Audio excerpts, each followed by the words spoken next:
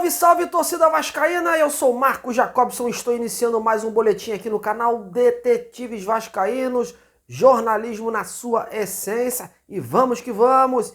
E antes de prosseguirmos, aquele pedido de sempre, o seu like neste vídeo, compartilhe o trabalho do amigo aqui, convide mais pessoas a se inscreverem no canal e acompanhe esse boletim até o final, viu? Bom, nesse vídeo de hoje, óbvio, vamos focar no confronto entre Atlético Mineiro e Vasco, que marca a estreia do Vascão no Brasileirão de 2023 e o retorno à elite, após 2 anos de fora. Vamos ouvir o Barbieri projetando esse duelo e eu vou passar informações sobre o possível time, as novidades e surpresas na lista dos relacionados e, claro, saber as últimas informações do nosso adversário, o Galo, com o setorista do Clube Mineiro direto de BH, viu? E tem informações também sobre contratações, ao que parece o volante para a composição de elenco está para ser oficializado pelo clube. O desconhecido Matheus Cocão do Náutico analisa essa chegada e te conto mais detalhes dessa transação. Portanto, vamos em frente. E amanhã o Vasco faz sua estreia no Brasileirão de 2023, depois de ficar quase um mês treinando exclusivamente para o campeonato e sem jogos oficiais, a equipe comandada pelo Maurício Barbieri dará o ar da graça nesse sábado às 21 horas no Mineirão, diante do Atlético Mineiro. Partida difícil, haja visto o Atlético possuir um elenco de qualidade e com boas peças de reposição, né? Para esse compromisso, o Vasco divulgou agora à tarde a lista de relacionados. E olha, temos algumas novidades e surpresas, viu? A principal novidade é a presença do atacante Juan Cruz, contratado por empréstimo junto ao Santos, e que vai ocupar a vaga do garoto Eric Marcos, que ficou de fora por opção da comissão técnica. As outras surpresas da lista dizem respeito à garotada da base, com os desfalques do goleiro Raul, suspenso pelo STJD devido àquela confusão na Ilha do Retiro no ano passado, e do lateral direito Paulo Henrique, impedido de jogar por estar emprestado justamente pelo Atlético, né? E o Barbieri, com isso, teve que relacionar 2 jovens. Trata-se de Pablo, goleiro de 20 anos, e o Paulinho, lateral de 17 anos. Para quem não conhece, o Pablo foi reserva do Cadu Neves na última Copa São Paulo e estava treinando com o elenco profissional. Bom, e ontem, durante a coletiva, o Barbieri projetou essa partida contra o Galo, né?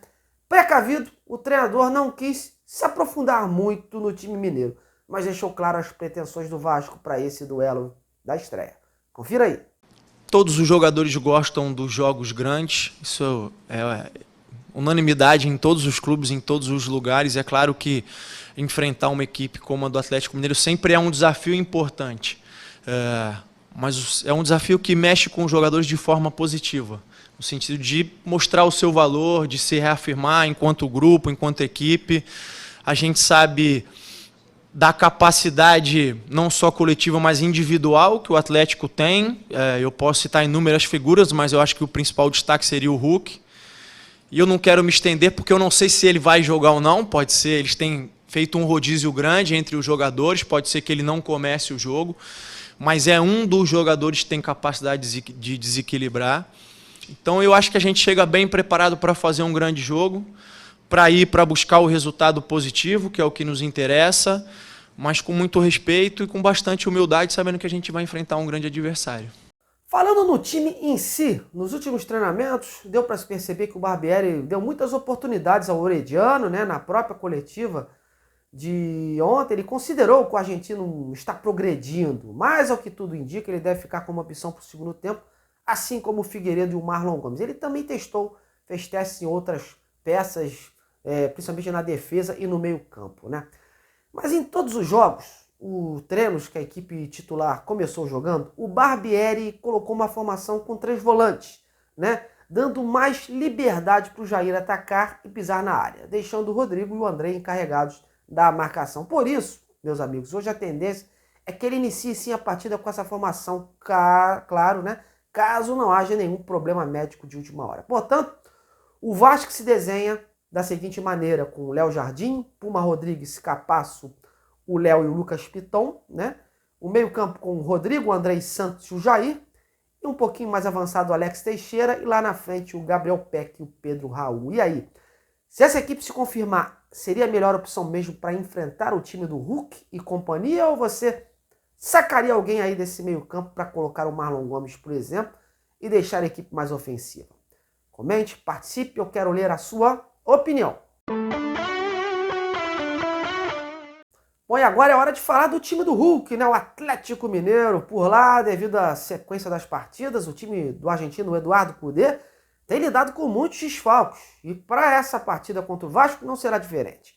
Alguns atletas poupados, outros lesionados, mas muitas voltas de titulares também programadas. E ao que parece, o Paulinho, cria do Vasco, não tem presença garantida, viu? Apesar do Cudê ter afirmado na última coletiva que esperava por ele. Mas quem vai trazer todas as informações do Galo Mineiro é o meu colega Marcos Botelho, repórter da rádio Transamérica de BH, 88.7 FM. Marcos, como é que o Atlético chega para esse duelo, meu amigo? Conta aí. Um salve, Marcos! Um abraço para você, Xará, e também para quem nos acompanha aqui no canal Detetives Vascaínos. Bora lá falar do Galo, estreia amanhã em Campeonato Brasileiro, Galo contra Vasco, a última partida entre Galo e Vasco no Mineirão. As recordações não são as melhores para a turma vascaína, vitória do Galo por 4-1, o Benítez fez até um golaço, mas depois o Galo com Guilherme Arana, Keno, Guga e companhia limitada, reverteu a situação 4-1, mas isso aí tá lá no passado, ficou lá em 2020, vamos para o presente, o Atlético que depois de ter vivido uma celeuma, uma bagunça, em relação ao técnico Tchatcho Kudê, a sua permanência ou não, os ânimos esfriaram, ele permanece no comando técnico e até comandou o Galo em uma vitória no meio de semana, vitória por 2-1 de virada, diante do Brasil de Pelotas no Mineirão. Aí foi Copa do Brasil, a estreia do Galo na milionária Copa do Brasil. E para amanhã, diante do Vasco, Mineirão tem mais de 20 mil ingressos vendidos de forma antecipada, quem sabe prestigiando um Galo modificado, até porque o Galo pensa em Copa Libertadores também. Na próxima terça-feira, o Galo enfrenta o Atlético Paranaense em Curitiba, na Arena da Baixada, segunda rodada do Grupo G. O Galo tá em último no grupo, até porque perdeu dentro de casa pro Libertad, tá correndo contra esse resultado negativo. E pro jogo de amanhã contra o Vasco, o Atlético ainda com muitos desfalques, por exemplo, o chileno Eduardo Vargas está lesionado, o Alan de Souza, o volantão atleticano, segue no estaleiro, assim como o Guilherme Arana, que iniciou nesta sexta-feira a sua transição física, mas está fora ainda, Igor Rabelo, entre outros.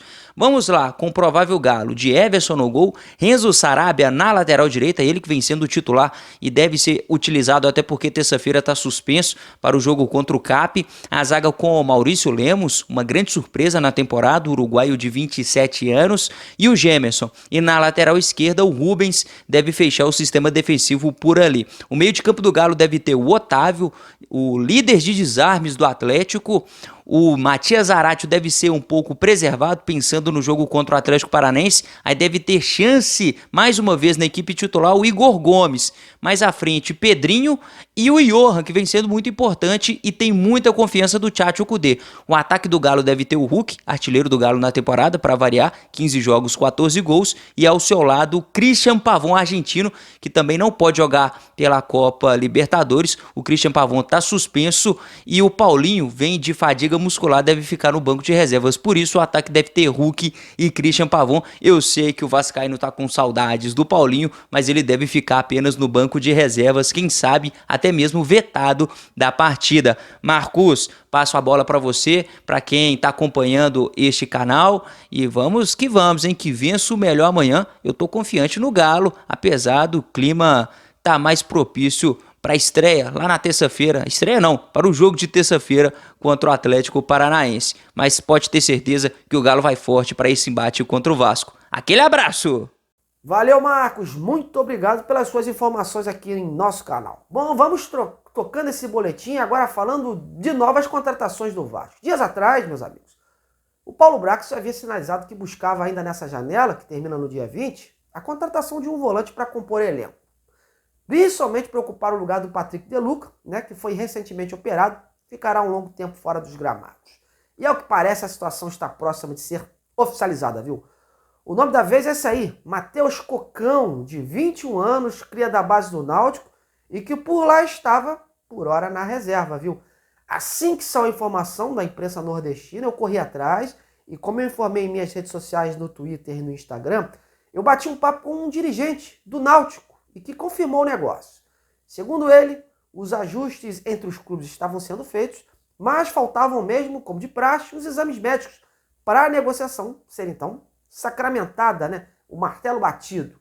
E é o que tudo indica, será. Informações dão conta de que o atleta chega por empréstimo de cerca de R$300 mil até o final do ano, com opção de compra ao fim do vínculo, de cerca de R$2 milhões.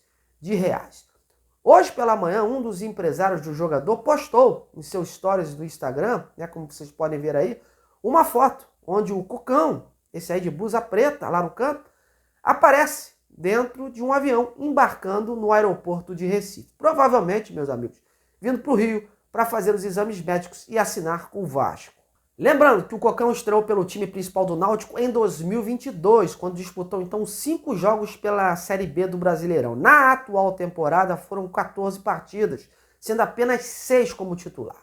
Ele andou sendo criticado após cometer um pênalti, né, que gerou o gol do empate do CRB nos aflitos pela Copa do Nordeste em fevereiro desse ano. De lá para cá, perdeu um pouco seu espaço, né? Não conheço o jogador, mas as informações que chegam da imprensa de lá são de que é um atleta que tem personalidade para buscar o jogo, porém precisa de correções técnicas. Enfim, minha opinião, meus amigos, nada contra o jogador, mas a chegada desse atleta não casa, né, com o discurso adotado pelo Brax semana passada sobre esses próximos reforços, né?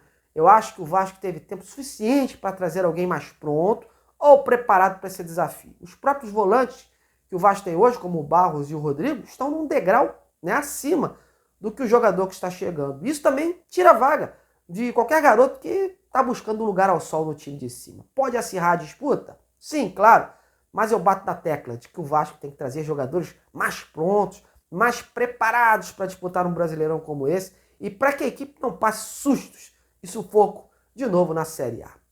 E você, qual a sua opinião sobre a provável chegada do Matheus Cocão do Náutico? Pode opinar, pode comentar.